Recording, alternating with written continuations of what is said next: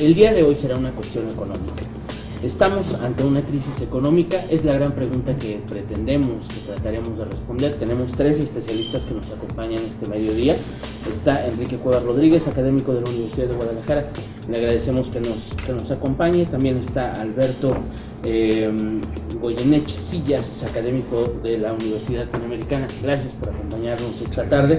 Y también se encuentra con nosotros Ignacio Mendoza Rodríguez, él es presidente de la Asociación de Cambistas del Estado de Jalisco. Gracias por estar con nosotros. Este debate lo modera mi compañero José Fajardo. Pepe, muchas gracias por estar con nosotros. Él es editor de esta casa editorial. Lo dejamos con Pepe, con nuestros invitados. Gracias por acompañarnos en este debate, El Informador. Pues bienvenidos, muchas gracias. Muchas gracias. Estamos viendo fenómenos extraños en la economía mexicana, pero se trata de una crisis. ¿Cómo debemos de leer estos acontecimientos? Bien, buenas tardes. Yo creo que como vemos la situación en el país ya desde hace algunos años, concretamente 2 o 3 años, la economía mexicana no ha crecido. La tasa de crecimiento del Producto Interno Bruto, que es el indicador per se, por excelencia, para medir el desempeño de la economía, pues no rebasa el 2.5%, 2%, y eso de por sí ya nos indica un síntoma de recesión, porque no crecemos, está estancada la economía. Con los acontecimientos más recientes que estamos viendo en la economía mundial y que están afectando o pueden afectar en el muy corto plazo a la economía, esta recesión sin duda alguna puede convertirse en una crisis. Todo va a depender del manejo que haga el gobierno, la política económica, la estabilidad financiera, la estabilidad cambiaria, para evitar que esta situación pueda hacer un colapso en el muy corto plazo. Por muy corto plazo estoy entendiendo que si no se hace un manejo adecuado de las finanzas, la estabilidad macroeconómica y sobre todo si no se plantea un marco adecuado para el crecimiento económico, a finales de este año, desde mediados de este año, podremos ver síntomas más claros de una recesión. ¿Cuáles serían estos síntomas? Básicamente sería una contracción económica más fuerte aún. Que el Producto Interno Bruto, que está creciendo entre 2 y 2.5%, se reduzca a un crecimiento a una tasa del 1%. Que la inflación comience a acelerarse. Hasta este momento el gobierno le ha apostado a la estabilidad en los precios y que esta no ha subido. Sin embargo, los síntomas que tiene la economía de un posible calentamiento presente por los asuntos financieros internacionales pueden amenazar con que la inflación empiece a subir y comience a dispararse poco a poco. Y también podemos ver síntomas en el muy corto plazo, como el manejo de las tasas de interés ante los asuntos devaluatorios, ante los asuntos también de la falta de divisas por el encarecimiento de esta, pues con el objetivo de atraer dólares a la economía mexicana. El gobierno puede optar por la decisión de incrementar las tasas de interés, hacer más atractivo para los inversionistas extranjeros y atraer capitales. Un alza en las tasas de interés provocaría sin duda alguna presiones inflacionarias muy fuertes. Inflación, dólar caro, ¿cómo leer la actualidad económica? Bueno, actualmente yo veo que económicamente el mundo en general hay una volatilidad muy alta, ¿no? Y este tema de incertidumbre pues lo está trayendo el tema de los precios del petróleo, que están pues en histórico, o sea, están muy bajos. Estamos por abajo de los $30 el barril de petróleo americano o británico, y el mexicano ya está cerca de la barrera de los 20. Entonces, esta incertidumbre y este fortalecimiento del dólar, que hace que la divisa esté fuerte frente a todas las monedas del mundo prácticamente, pues ha hecho que nuestra moneda se devalúe, y eso crea un cierto nerviosismo en los mercados financieros a nivel global. Que China haya salido el dato reciente de que ya no creció al 7%, sino por debajo del 7%, ya también crea algunas expectativas de pues, que no, el panorama ya no es como se esperaba. Se está desacelerando China. La India, por ejemplo, pues sí trae síntomas de que puede rebasar, o sea, ya va a ser un cruce de crecimiento. pero no es claro. O sea, ahorita hay mucha incertidumbre y lo que están haciendo los inversionistas están tratando de regresar a la seguridad. Si se fija, por ejemplo, el precio del oro está subiendo, la demanda de los bonos del Tesoro en Estados Unidos está subiendo, y entonces los inversionistas están saliendo de países emergentes como México y como otros, y es lo que nos está afectando mucho. Sí hay un cierto estancamiento en la economía. Todavía yo no podría decir que estamos en una crisis económica. De hecho, económicamente hablando, para decir que hay una crisis debe haber dos trimestres de crecimiento negativo. Pero como bien menciona el profesor, estamos hablando de que hay un estancamiento, y si se manejan mal, por ejemplo, las finanzas públicas, si seguimos endeudando, si seguimos gastando ahí las reservas del país y tratamos de, porque el tipo de cambio no se evalúe, subir las tasas de interés, podemos estabilizar la economía que ahorita está un poco endeble. Por el lado positivo vería lo siguiente, que esta divisa así, o sea, el peso mexicano que esté devaluado frente al dólar nos pone una posición competitiva frente a la nueva firma del Tratado del Pacífico, donde creo que pues vamos a tener ahí una buena posición, porque una moneda devaluada es lo que buscan economías como China, Japón, todos ellos para poder exportar sus productos. Muy bien. La economía mexicana, los mexicanos somos muy sensibles al precio del dólar. ¿Vale el dólar a lo que está en estos momentos la cotización?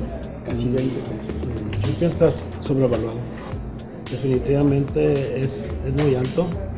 Pienso que un precio real sería, después de esto que está subiendo bastantito, debe de quedar en los 16, 17 pesos. Debe aterrizar sobre ese precio. Difícil que vuelva, ¿no? Nosotros en esta mesa hemos hecho Apuestas. Y la verdad es que nunca ha vuelto. Sí tiene que regresar, porque si vemos los precios anteriores del dólar, estaba a 13, subió hasta 15 y volvió a los 12 y medio, 13. Entonces, a mí se me hace muy caro el dólar, ¿eh? Definitivamente es altísimo en ese momento. Sin embargo, si hay una demanda. Poca demanda, ¿eh? No hay mucha demanda de dólares. Está caro, están esperando que baje. Esperando que baje. El que los tiene sí quiere soltar la dinero.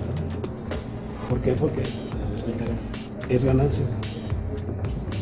Bien, estamos hablando de que hay factores externos que están afectando, digamos, los entornos económicos locales. Pero ¿hay un buen manejo de las finanzas públicas por parte del gobierno? Yo quisiera comentar el tema que abrió el profesor Alberto, ¿verdad? Sí. Sobre el aprovechamiento que puede hacer la economía mexicana respecto a la paridad con los Estados Unidos, con la moneda, con la divisa internacional. Es indudable que una moneda devaluada como la mexicana, o subvaluada con relación al dólar, beneficia a un sector empresarial en el país. ¿A cuál sector empresarial? Al sector exportador, porque evidentemente al hacer más baratos nuestros productos son más competitivos, Sí. como tú lo dijiste, profesor, y podemos aprovechar, o se puede aprovechar esta margen de sobrevaluación que tiene el dólar para exportar. Sin embargo, tenemos una contrapartida, porque no solamente el país exporta, también es importador, y es un importador neto de materias primas, de insumos para la producción y sobre todo para el sector industrial. De tal manera que una moneda devaluada como se está devaluando y amenaza con devaluarse aún más y llegar en el muy corto plazo a los 20 pesos, yo no creo que vaya a bajar el precio de la divisa. Lo que va a suceder es ampliar la brecha entre exportaciones e importaciones, porque ahora resulta de que nosotros al comprar insumos más caros, porque nos cuesta más caro porque nuestra moneda vale menos, evidentemente detenemos estas importaciones. Eso beneficia la balanza comercial, eso nos hace más competitivos en el sector internacional, pero al interior de la economía la amenaza de inflación es inminente, porque la economía necesita de productos importados. Sí. Recordemos que el 65 o 70% de la economía mexicana es dependiente de la economía norteamericana en cuanto a insumos. Por lo tanto, requerimos la compra de bienes importados. Si los compramos caro, efectivamente eso se traslada a los precios internos y por lo tanto hay visos inminentes de inflación. Entonces, en el muy corto plazo. Decía hace un momento que el gobierno le apuesta a que hay estabilidad en los precios. Sin embargo, esta estabilidad está detenida desde mi punto de vista con pinzas. Es muy endeble y es muy frágil porque el indicador de los precios al consumidor pues tiene muchas deficiencias. Capta solamente una parte muy pequeña realmente de lo que es el consumo de las personas, pero no capta lo que es el consumo de las empresas. Las empresas requieren insumos importados. Si se sigue devaluando mal la moneda, se encarecerán los insumos importados y esto se trasladará a los precios de los bienes y servicios de los productos mexicanos. Reiteraría la pregunta, ¿qué está haciendo bien y qué está haciendo mal en ese sentido el gobierno mexicano? Pues mira, me parece que el gobierno mexicano está haciendo cosas bien y cosas indudablemente no tan correctas, ¿no? Las que no están tan correctas me parece que una de ellas es el endeudamiento. Localmente traemos por ahí un tema fuerte en los municipios y el estado principalmente por las líneas y todo esto que estamos haciendo. Estuve revisando las últimas emisiones de deuda y endeudamiento y bueno, cuando menos tienen ahí una cobertura, ¿no? Por esta subida de tasas de interés que va a haber, pero aún así estamos dilapidando en servicio de la deuda pues recursos muy valiosos que se pueden invertir en obra pública y todo esto, ¿no? O sea, hay municipios que gastan más en servicio de deuda que en temas de inversión en infraestructura o cosas de estas. Entonces eso es un tema delicado y no sea responsable más cuando se viene pues esta posible pues estancamiento, ¿no? Un poco de la economía. Las cosas que está haciendo bien el gobierno, me parece que pues por la parte de recaudatoria, pues durante los últimos años ha traído o ha reestructurado la forma de no ser tan dependiente de los ingresos petroleros. Entonces hoy no hemos sufrido tanto porque sí nos está pegando el tema de que los precios del petróleo estén bajos en términos de ingresos del gobierno, pero bueno, ya no es tanta la dependencia, sino más bien tenemos ya fuentes de ingreso vía otros impuestos y otros ingresos. O sea, ha incrementado la base de personas a las cuales se les cobra impuestos, etcétera, y ha hecho, pues ahí hay unas reestructuraciones. Banco de México me parece que dentro de lo que cabe lo está haciendo bien. Me parece que también desgastar tanto las reservas y como decimos, pues no tiene tanto sentido. Sí le da estabilidad al mercado, sí lo calma un poco, pero realmente 200 millones contra lo que pasa es que el peso mexicano es la séptima moneda más operada en el mundo. Muchos países ya la están utilizando para hacer operaciones, para reservas y todo. Y entonces las operaciones más o menos que se hacen en el mercado extranjero de divisas suman 150,000 millones de dólares en intercambio de pesos al día.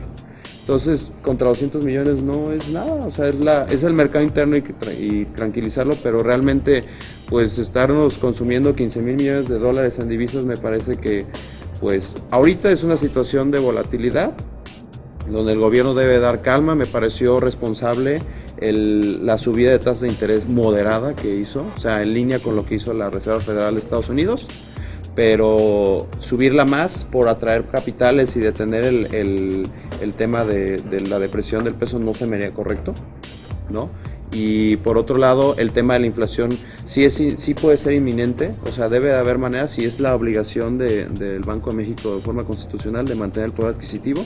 Por lo tanto, a Banco de México, si le preguntas al gobernador, no le interesa tanto, porque no es su mandato de que el tipo de cambio esté en cierto nivel, etcétera, sino más bien que el poder adquisitivo de la moneda se mantenga. Entonces, controlar la inflación es su mandato. Entonces, ellos sí creo que deben de enfocarse en eso, que buscar la manera de cómo a los productores, importadores, todo esto, pues ofrecerles coberturas, hacerle alguna forma para que controlar este efecto y que no se dispare la inflación, porque eso sí sería peligroso. Entonces ya entraríamos en un proceso de... Ignacio, hablábamos hace un momento de volatilidad en el mercado. ¿Cuáles serían, digamos, las características de este periodo de volatilidad comparado con periodos anteriores, los 80s, los 70s? Usted con su experiencia desde el mercado cambiario. La volatilidad venía acompañada también de otros factores, ¿verdad? Que hacían que se especulara con la moneda. Podías especular con la moneda y se acumulaba en varias personas y podían hacer negocio con la moneda, ¿verdad? Ahorita ya no. La volatilidad ahorita pues la maneja el gobierno. Ellos son los que tienen la pauta para tener el peso como está ahorita. ¿Ha cambiado el perfil de los consumidores de dólares, por llamarlos de alguna manera? Sí, mucho. Sí, no, ya no es negocio, era un negocio para las personas. Invertir en dólares, guardar en dólares. Había especulación. Ahorita ya no. Me gustaría ahora entrar a un tema de las familias. Hablamos de que hay dos factores importantes que en el corto plazo van a aterrizar en los hogares. Uno es precisamente la inflación, ¿sí? Y otro, muy probablemente, las tasas de interés, ¿sí? ¿Cuáles serían los factores en los que las familias deben comenzar a fijarse desde ahora para tomar sus debidas precauciones? Evidentemente ahí hemos mencionado síntomas ya de una posible crisis económica a mitad del año y hasta finales del año. Evidentemente las familias tienen que empezar a tomar ciertas precauciones. Si el gobierno toma malas decisiones en materia financiera, evidentemente esto nos va a perjudicar a todos, consumidores, a las familias, a los hogares y a las empresas no se diga. Una mala decisión puede provenir de la caída de los precios del petróleo. Recordemos que si los precios del petróleo están cayendo y siguen cayendo como están amenazando de manera internacional, se reducen los ingresos públicos. En una buena parte del presupuesto para este año y de las expectativas de crecimiento para este año, pues están cimentadas, como siempre lo ha hecho el gobierno, en los ingresos petroleros. Si esto se cae, el gobierno no va a tener ingresos para poder gastar y solventar los compromisos que no solamente tiene con la economía en su conjunto, sino también con las familias. De tal manera que puede recurrir al endeudamiento, que también ya mencionó el profesor, al endeudamiento interno para poder solventar sus gastos. Al gobierno se le pide generalmente que sea precavido en sus gastos y que ahorre, de la misma manera que se le pide a las familias. Si nosotros estamos convencidos de que los precios pueden comenzar a subir y que cada vez las tasas de interés van subiendo paulatinamente y esto hace que las familias que no son inversionistas, son consumidores, se vean encarecidos en su consumo, pues las familias tienen que enseñarse a ahorrar. El problema del ahorro familiar es que es tan triste y lamentablemente reducido el ingreso de las familias mexicanas que cuál margen de ingreso le queda para el ahorro. Es demasiado bajo el margen que le queda para el ahorro. Según expertos en finanzas, microfinanzas o finanzas familiares, pues dicen que los hogares deberían de ahorrar alrededor del 30 o 35% de sus ingresos. Pero esto en México y en una realidad en donde más de la mitad de los mexicanos son pobres y 30%, 33% viven en pobreza extrema, pues esto no funcionaría a las familias. Pero ¿qué tal si las familias se enseñan a ahorrar al menos el 10%, 15% de sus ingresos? De tal manera que ahorren y prioricen sus gastos. Es una recomendación que como constantemente hacemos los economistas: no gasten en las cosas innecesarias, no gasten en los bienes o servicios que no son de primera necesidad o pueden esperarse con ser consumidos más adelante, y que prioricen el gasto. Si las familias se enseñan a priorizar, a ahorrar, repito, estoy consciente y convencido de que el ahorro familiar es una fantasía por los bajos ingresos, pero si nos enseñamos a ahorrar cuando menos ese 10% de cada peso que ganamos, podríamos tener un fondo que podría ayudarnos a solventar una situación crítica a mediados y finales del año. ¿Qué pasa con las tasas de interés? ¿Cómo afectan? ¿Y cómo protegerse? Muy bien. Nomás para ahondar un poquito más. Hay una cifra muy interesante que el 50% de las familias en México, no, más bien 2/3 partes del 66% de las familias en México, el ingreso familiar es aproximadamente de 3 salarios mínimos. El ingreso familiar. Entonces es muy lamentable, es dificilísimo. El margen de maniobra es escaso para poder hacer el ahorro. Ahora bien, las tasas de interés. Es seguro que van a subir, eso es cierto. O sea, Estados Unidos ya mencionó, digo, a pesar de todo, hemos empezado el año con pues mucha volatilidad derivado de China, el petróleo, el Medio Oriente, Norcorea, todo esto. Entonces todo eso está generando mucha incertidumbre en los mercados, ¿no?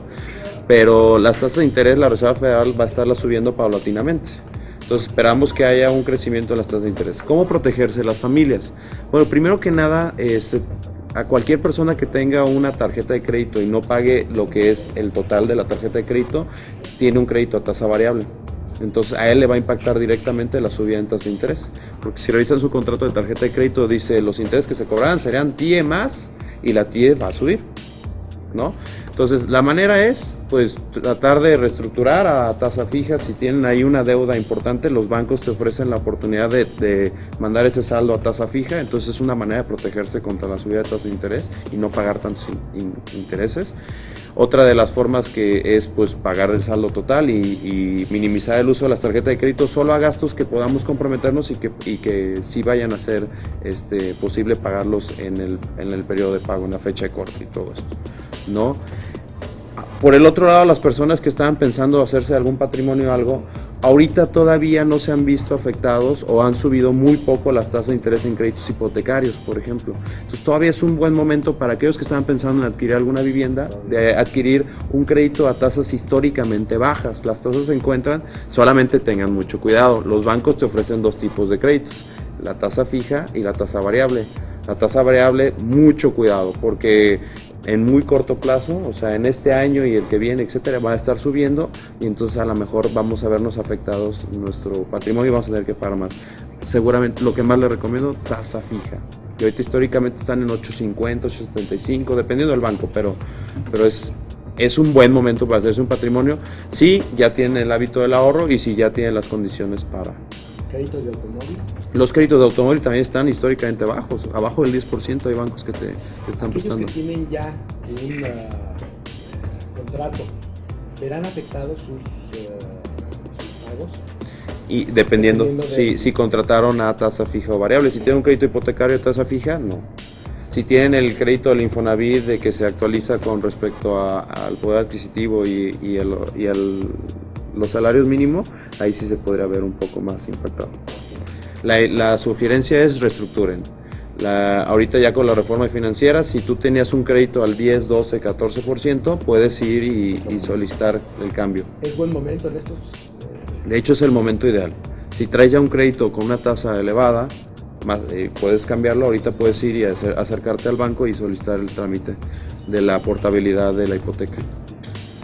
¿Sigue siendo negocio invertir en dólares en México en estos momentos para un usuario como el común? No, definitivamente no. No. Hablábamos de que la gente podía ahorrar, de que tenía. Si es un 10% de su salario, ¿en dónde va a poder ahorrar? Lo gastaría en irse al cine o llevarlos. No hay margen, no queda dinero como para ahorrarlo, ¿verdad? Y no es negocio tampoco. Y porque ahorita está muy alto el dólar. ¿Qué tiene que subió?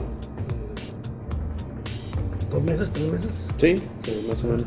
En noviembre Empezó. 14, El 14. ¿Sí? De 14 a 18, casi 19, estamos hablando de 5 pesos. Si fuera negocio y la gente hubiera tenido su dinero, vas al banco y tienes 100,000 pesos, no te los dan.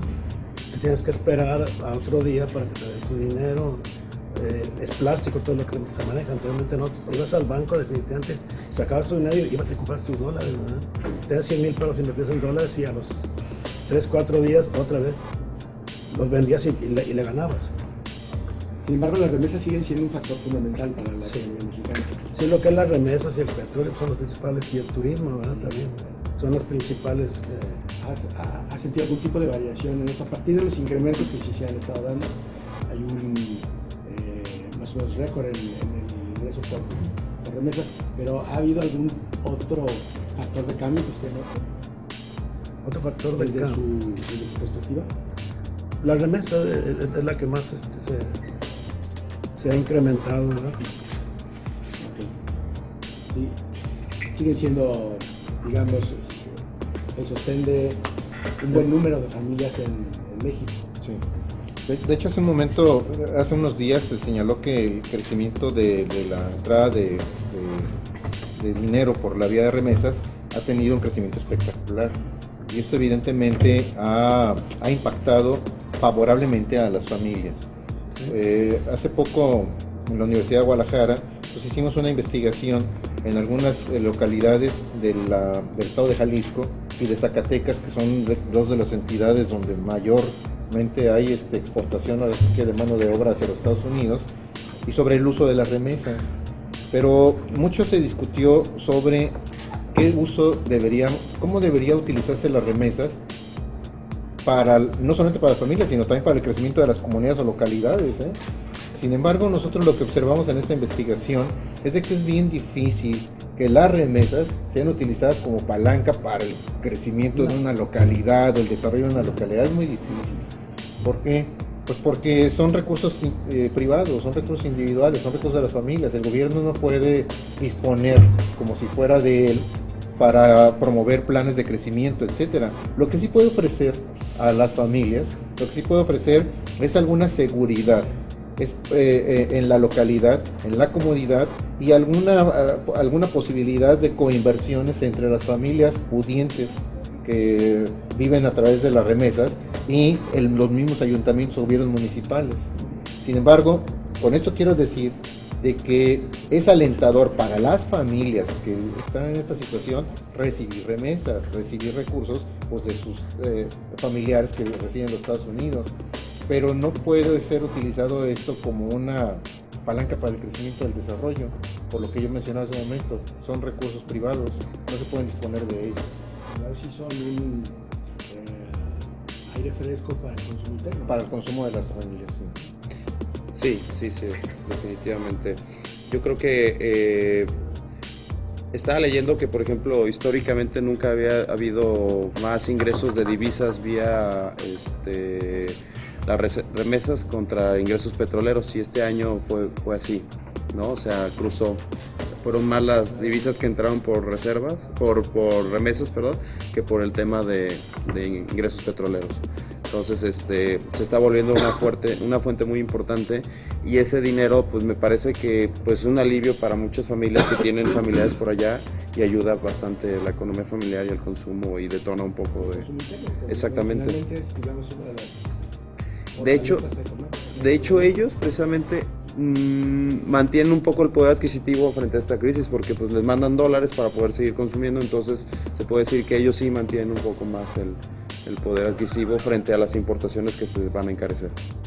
Bien, hablábamos continuamente acá del precio del petróleo. ¿Tiene un piso el precio del petróleo en estos momentos? Piso a nivel internacional, el WTI, pero también la mezcla mexicana tiene algún piso. Nosotros vimos la semana pasada bajar por abajo, ubicarse por abajo del precio de producción a la mezcla mexicana. Pero luego salió el director de Pemex a decir que no, que él directamente le cuesta entre 10 y 12 dólares, ¿no? Bueno, hay un piso, sí hay un piso. Hay un piso porque los productores de la OPEP tienen un costo de producción de entre 7 y 9 dólares. Entonces, ahorita todavía le sigue siendo redituable y negocio.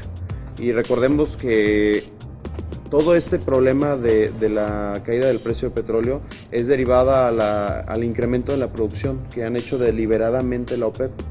Y es con motivo de que pues, abrieron una guerra de precios y un enfrentamiento abierto a las alternativas energéticas que estaba, por ejemplo, Estados Unidos explorando con el gas shale y con otros tipos de energías un poco más limpios. Entonces, pues dijeron los árabes, pues ¿sabes qué? Nosotros vamos a hacer que tus nuevas industrias y tus nuevas formas energéticas quiebren. Y pues tienen subiendo la producción, y entre mayor oferta y la misma demanda, pues el precio está bajando constantemente. Entonces lo planteo de otra manera. ¿Tiene final esta guerra de precios? el final generalmente desemboca en una crisis internacional muy severa que nadie quisiera. Hay que recordar que históricamente ha habido crisis internacionales demasiado agresivas, no solamente para los países emergentes, por supuesto, sino para los países industriales. Hay que recordar la década de los 70, en 1982, cuando cae estrepitosamente los precios del petróleo y a nivel mundial, y esto provoca una crisis de grandes dimensiones, no solamente en América Latina, sino en todo el mundo. Y una crisis petrolera, pues evidentemente va a impactar brutalmente a la economía internacional y por supuesto de manera mayor a las economías emergentes. Estaba leyendo una nota el día de ayer en el diario El Economista sobre la posible entrada de Irán al mercado petrolero. Si Irán entra al mercado petrolero, evidentemente se podrá desatar una guerra de precios que puede desembocar en una debacle a nivel internacional, que, repito, no nos convendría a nadie, y de ahí el nerviosismo de los mercados internacionales, porque no se sabe con seguridad o con certeza cuál va a ser la respuesta de los países de Medio Oriente ante esta situación. China no ha terminado por consolidar su economía, no ha terminado por despuntar, y los problemas que hay en los países europeos evidentemente también siguen haciendo mucho ruido en la economía internacional.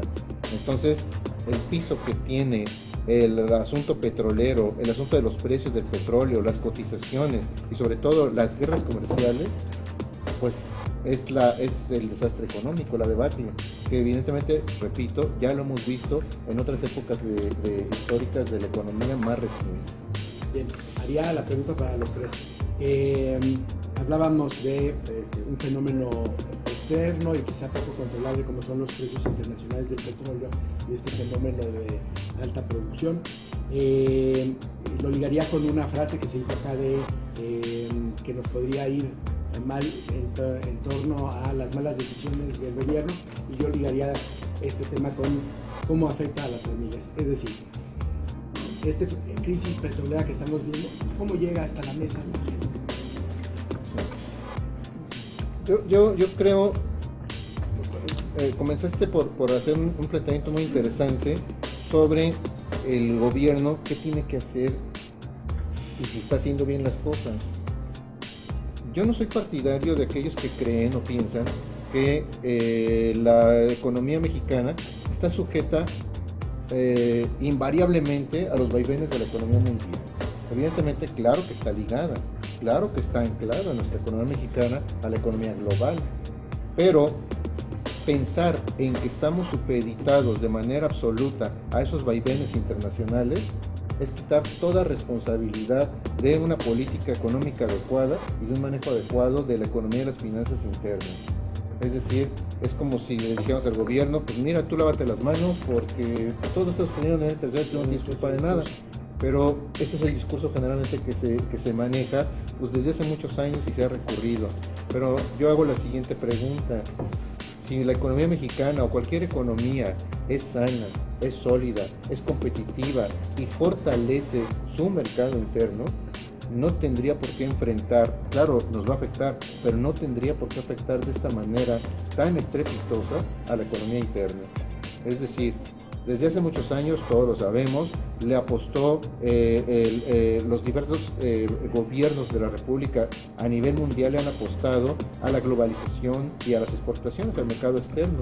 Eso está bien, pero lo que no estuvo bien y lo que sigue sin estar bien es que se ha descuidado la fortaleza del mercado interno. México tiene muchas fortalezas en su economía doméstica, pequeñas y medianas empresas que eran muy sólidas, sectores industriales muy competitivos. Jalisco, hay que recordar, era muy competitivo en la producción de alimentos, era muy competitivo en la producción de ropa, de productos de la madera, la industria mueblera, era muy competitivo en grandes ramas que ahora prácticamente están sobreviviendo o prácticamente se están desempeñando con demasiados problemas económicos. Se ha descuidado entonces la economía doméstica, la economía interna.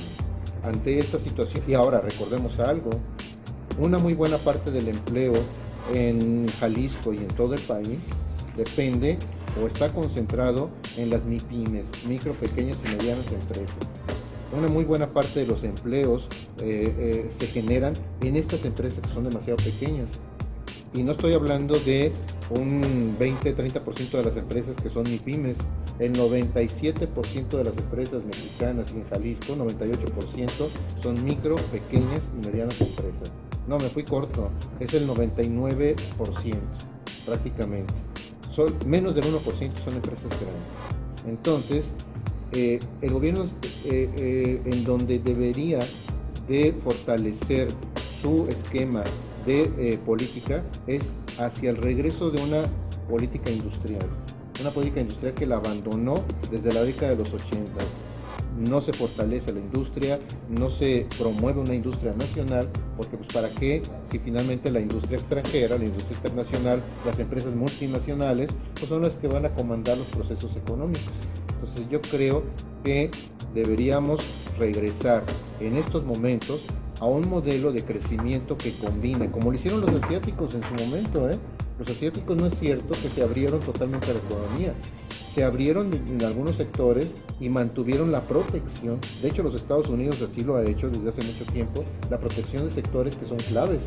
Pero nosotros, bueno, el gobierno cometió el gran error de abrirse en todos los aspectos de la economía, la hizo muy vulnerable.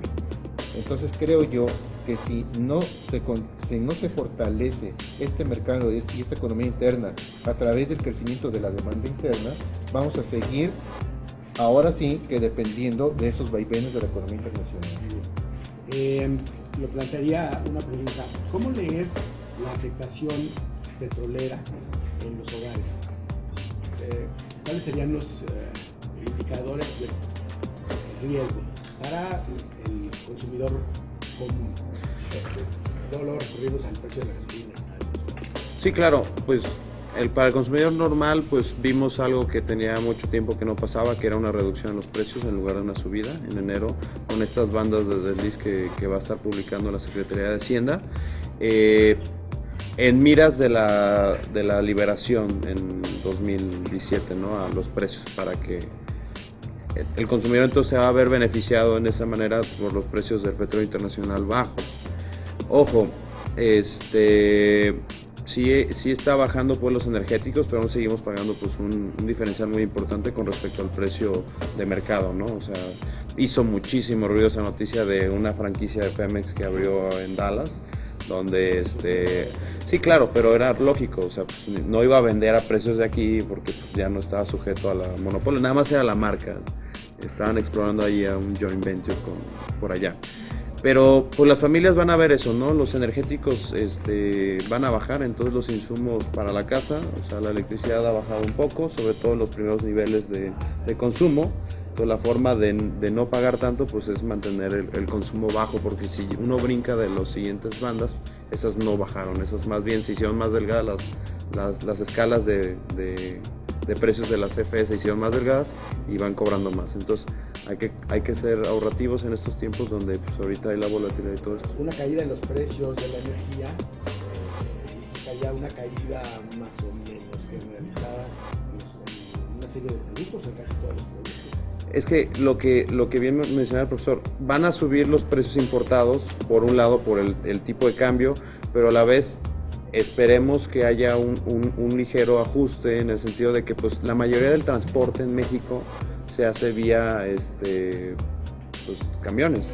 Entonces pues esperamos que el transporte se vea disminuido mientras que por el tipo de cambio suba. Entonces eso ayuda a que el impacto a las familias no sea tan fuerte, ¿no? Siempre y cuando los transportistas llenen los tanques en Estados Unidos y no aquí, ¿no? Eso sería lo ideal, creo yo. Pero bueno, va a haber insumos que van a bajar, va a haber cosas que sí van a verse beneficiadas, pero mientras sean las locales. La recomendación a las familias en México sería pues buscar consumir productos nacionales, ¿no? Sustitutos. Si están comprando sustitutos, esperarse los productos duraderos como refrigeradores, electrodomésticos, todo eso, esperar a que haya buen momento, buenas ofertas, ya cuando sean liquidaciones de inventario, no comprarlos de momento y la novedad, porque van a ser los que van a estar más impactados con el tipo de cambio y pues, alto, ¿no? Entonces serían consejos pues para las familias. El mercado cambiario es uno de los mercados, digamos, más sensibles. ¿Encuentra usted algún riesgo en términos generales de la economía en los próximos meses? ¿Cómo leerlo desde su mercado? La economía, a mi punto de ver, está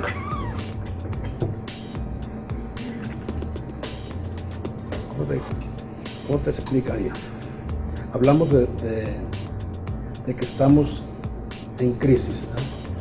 Sí es una crisis esto, ¿verdad? Es una devaluación. A mucha gente le afectó. Ya no alcanzan para sus cosas primordiales, ¿verdad? Tampoco. Viajes no los hacen. De vestirse con buena ropa, van a los tianguis a comprar ropa de segunda. Mucha gente de bajo nivel, el único beneficio que tienen es cuando les mandan sus familias sus remesas, ¿verdad? De ahorrar, pues no pueden ahorrar, ¿entiendes? Es muy difícil para ellos ahorrar. ¿Y cuál recomendación se les haría?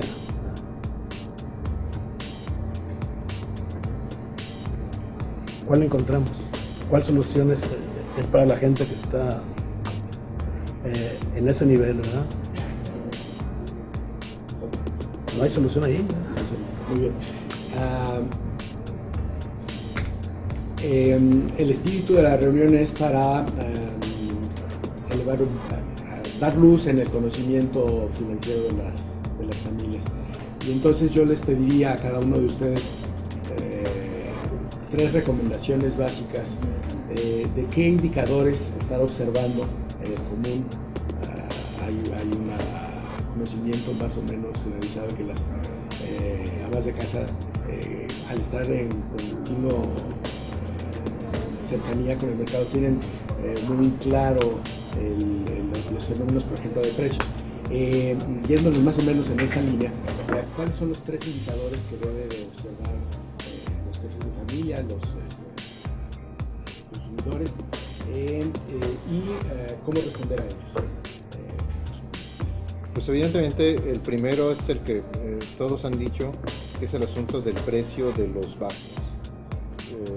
Las amas de casa son las mejores financieras, expertas financieras en finanzas a nivel nacional y a nivel mundial, porque son ellas las que van al mercado y compran. Ellas son las catalizadoras. Evidentemente, cuando ellas empiezan a ver, cuando las familias empiezan a ver un crecimiento de diversos productos, no solamente de uno. Hace unos días se dio la noticia que el precio del jitomate estaba por los cielos, pero era el precio del jitomate, porque otros artículos pues suben, pero no subían tanto, ¿no? Incluso algunos hasta bajaron de precio.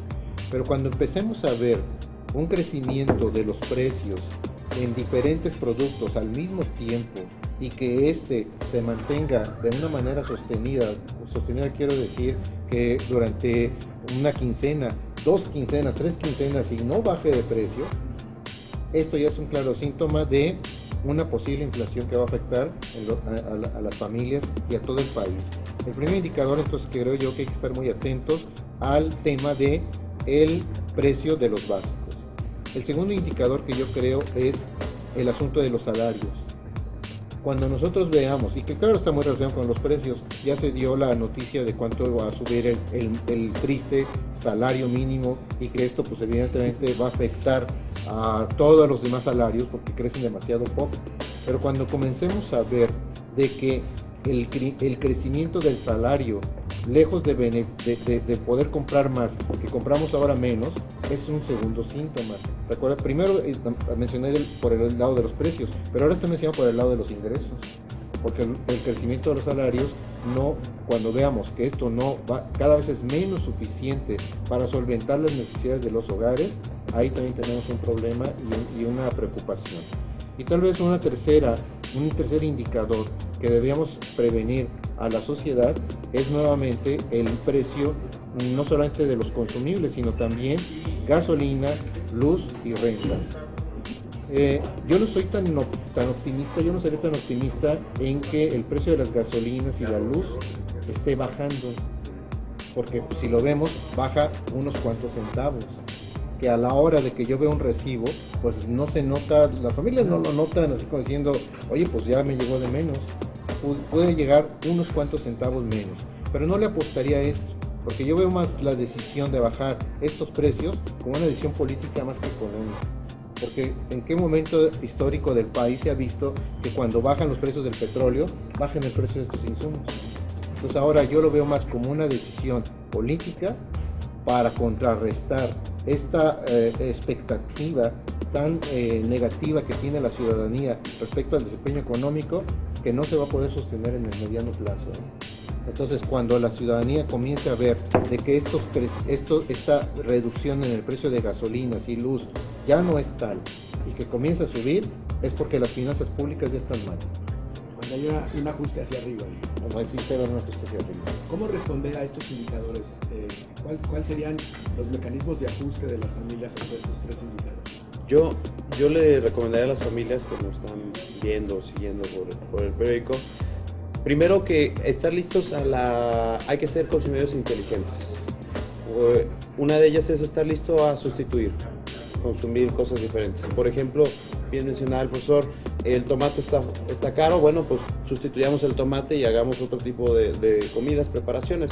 Yo, por ejemplo, cuando empecé a vivir solo, de estudiante y todo eso, me di cuenta que, por ejemplo, y eso hasta que vas al mercado te das cuenta. Oye, cuando las frutas y las verduras están de temporada son las más baratas. Entonces, consumir cosas de temporada es la mejor opción. En cambio, si quieres agarrar una pera importada de no sé dónde y que no o sea, te sale un dineral. O sea, creo que sí hay que darse los gustos, pero cuando esté en la situación. Pero hay que estar listos a sustituir. Si el precio del pollo, del huevo, etcétera, sube, bueno, pues estar dispuestos a cambiarlo por pescado, por res, por otro tipo de productos. Pero tener esa sensibilidad, no acostumbrarnos sino ser consumidores inteligentes, estar comparando constantemente los precios y estar comprando las mejores maneras, sin tampoco pues, sacrificarse tanto, pero tener alternativas. La segunda forma es vía un presupuesto familiar. Debe de quedarle muy claro a los jefes de familia, tanto al padre como a la madre, de que hay que saber qué gastos son totalmente necesarios, ¿no? Para el día a día, para vivir, la renta, la luz, ciertos insumos, etcétera, y cuáles pueden ser prescindibles. Por si llegar a una época de crisis o algo así, bueno, pues tener manera de decir, vamos a borrar esto y esto del presupuesto y seguimos, pues, ¿no? Sin ningún problema y podemos generar algo de ahorro y un fondito para emergencia y todo esto. La tercera recomendación sería cuidar muy bien su empleo, porque en una época de crisis es normal que luego las empresas, sobre todo los grandes corporativos, vengan con despidos, este tipo de cosas. Entonces hay que cuidar bien el empleo, de cómo lo cuidamos, pues hacer bien el trabajo, cumplir, ser profesionales y eficientes, pero también diversificar. ¿Cómo diversificamos en el tema del empleo? Pues buscar emprender en nuestros ratos libres, ir viendo de qué manera poder generar otras fuentes de ingresos familiares. Exactamente, una segunda, tercera fuente de ingreso. Pues cuando veo esas amas de casa que son bien con mucha iniciativa y están vendiendo algún tipo de producto por catálogo, están haciendo alguna actividad o cocinan para personas, buscar maneras de tener otros ingresos adicionales por si esta situación se pusiera un poco más complicada, pues que hubiera, ¿no? Que no fuera la única fuente del salario, sino que tuviéramos por ahí otras alternativas. Entonces yo creo que es la mejor forma. ¿Alguna recomendación para los consumidores, para los compradores de dólares? Completamente de acuerdo con él. Muchas gracias, Ignacio. Sí, ¿no? El buscar opciones, ¿verdad? Para tener liquidez. Las cosas van a subir y seguirán subiendo. Aquí la gente tiene que buscarle de opciones, ¿verdad? Y lo mismo, estar buscando ofertas, consumir productos de temporada, amarrarse la tripa, como dicen por allá. Exactamente. Bien, muy bien. Vamos a hacer una última ronda con conclusiones. ¿Cómo están leyendo Pues yo quiero solamente comentar, pues yo no creo que en estos momentos podamos hablar de una crisis económica, pero sí creo que debemos estar hablando de una recesión. que si esta recesión no es manejada adecuadamente por las instituciones públicas, por la política pública, la política económica, sí puede desatarse en una crisis independientemente de lo que suceda en el exterior, porque en el exterior inclusive puede haber una mejora en los mercados, pero si no hay un manejo adecuado de la política económica, de la política de fortalecimiento de finanzas, del mercado interno, entonces la economía mexicana va a seguir siendo débil, aunque haya recuperación de los mercados internacionales. Lo que nos va a dejar esta situación internacional son unas finanzas prácticamente desastrosas por los ingresos derivados del petróleo. Se están reduciendo, van a bajar, y esto efectivamente trae consecuencias. Yo mencionaba algunas consecuencias sobre las familias, pero sobre la política social evidentemente también trae ingresos, porque recordemos que los programas sociales de apoyo a micronegocios, a microempresas, programas de combate a la pobreza, los programas que maneja la Secretaría de Desarrollo Social, pues dependen de los recursos públicos. Si estos bajan o se ven demeritados, la política social va a menguarse, y lo estamos viendo. Yo que soy profesor de la universidad, lo estoy viendo con los recursos que está sucediendo con las universidades públicas. Cada vez se recortan los presupuestos para la educación. Inclusive hace un momento se mencionaba sobre ¿qué aconsejamos de las familias? Ahorita en este momento las familias jaliscienses están muy preocupadas cuando sus hijos no lograron entrar a la universidad pública número 1 del estado, que es la Universidad de Guadalajara. Están preocupadas porque una gran cantidad, más de la mitad de los solicitantes fueron rechazados, y entonces están buscando opciones en las universidades privadas. Pero aguas con esto, mucho cuidado con a qué universidades deben entrar nuestros hijos. Si queremos una universidad muy buena y en donde los costos sean muy altos, pues entonces hay que fijarnos si tenemos la capacidad para poder ayudar a nuestros hijos a que sigan estudiando. Pero opciones, por fortuna, en el estado de educación privada hay muchas, desde opciones relativamente baratas hasta opciones relativamente caras. Entonces debemos de cuidar el asunto de las finanzas en los hogares. Bueno, yo coincido con el profesor. Me parece que no podemos decir que sea un escenario de crisis, es un escenario de incertidumbre y volatilidad en los mercados. México tiene algunos fundamentales bien plantados y otros débiles, entonces necesitamos que el gobierno pues apuntale toda la economía, no caiga en el tema de sobreendeudamiento, porque pues, no conviene que crezca el déficit fiscal ahorita.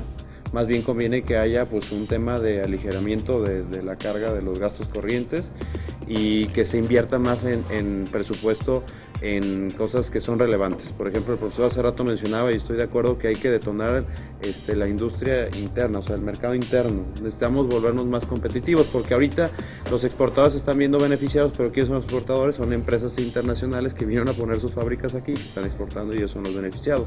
Entonces necesitamos detonar las empresas mexicanas que vayan creciendo, que se vayan generando. Necesitamos que los jóvenes que están ahorita en la universidad pues detonen más ideas, necesitamos apoyarlos, y me parece que tanto eso como otra llave del secreto es apostarle a la educación.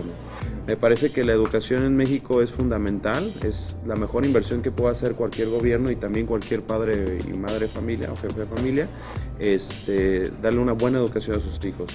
Y reestructurar el plan, ¿no? O sea, porque actualmente me parece que nos falta mucho trabajo en esa área para que sean más competitivos los estudiantes y los egresados a nivel mundial. Necesitamos pues invertirle muchísimo en ese tema. Y yo le diría a las familias, cuídense, ahorita no es momento de tomar muchos riesgos, ahorita es un momento de estar tranquilos, de tener, como les decía, un presupuesto familiar, tomar decisiones inteligentes, de aprovechar al máximo sus recursos y de estar precavidos. No se preocupen por esta situación, denle seguimiento a las noticias, pero véanlas con calma, con tranquilidad. En vez de preocuparse, ocúpense teniendo su presupuesto familiar, sabiendo qué cosas pueden desistir y todo, pero véanlo como si fuera una película, ¿no? De miedo, a lo mejor a veces hay ratos donde está, ¿no? Ahí, pero de verdad, si uno sabe que solo es una película y que está preparado para cualquier contingencia, entonces la puede ver tranquilo. pero sí estar consciente y tomar medidas, porque si uno tiene un negocio y sabe que el mercado está deprimido, debe buscar la manera de cómo atraer el mercado deprimido. Eso es como un punto muy importante, la planeación, ¿no? Así es. Ante un periodo crítico, la planeación. Es lo más importante, creo yo. Conclusiones. Conclusiones. Los compañeros ya dijeron. No se puede decir más, ¿verdad? Perfectamente bien, estoy de acuerdo. Ha habido una serie de crisis en México económicas y políticas. Esta parecería tener características. Los procesos que estamos viendo tienen características que en lo particular yo nunca había observado. ¿Es cierto? Sí, es diferente esta situación, completamente diferente. Esta es una situación que está controlada, ¿no? Está controlada por el gobierno. Saben hasta dónde pueden llegar y van a parar. Definitivamente esto, todos los gobiernos a nivel mundial van a parar en algo y es cuando ya va a volver a la normalidad. ¿Cuándo? No sabemos, ¿no? Ojalá no te decían por el suicidio político. No, yo creo por eso lanzaron lo del Chapo, para que para darle la chance al gobierno a que le piense por otro lado. Sí, lo que la gente está más preocupada por otros asuntos. Muy bien. Agradecemos a nuestros ponentes, agradecemos a ustedes que nos hayan seguido en la charla y por acá nos vemos en otra ocasión. Muchas gracias. Muchas gracias a ustedes por la invitación.